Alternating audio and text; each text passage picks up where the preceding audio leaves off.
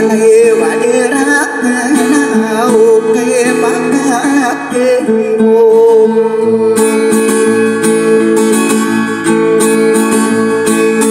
tại cả năm một ca một đất xa phía nước về mà ta đây hầu nghe mắt vô ngay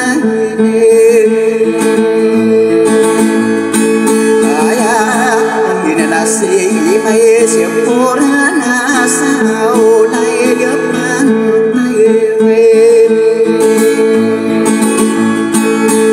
ra biệt tay đô mà nam hầu mây mắt vô ngang lên thì là đã đi về nhái nào cây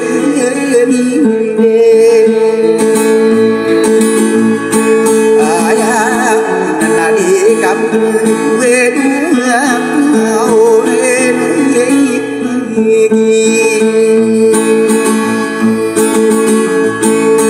tại na nó cam su sa mai ta na bề cả đêm với một kêu ai sương cả người nam hát cây na nào cây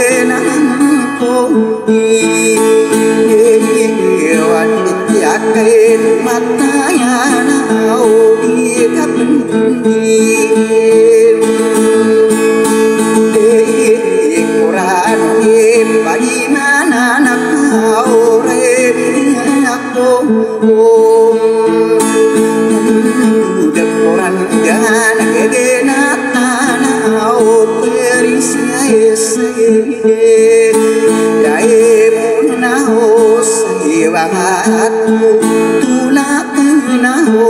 perisia ai na o de na sa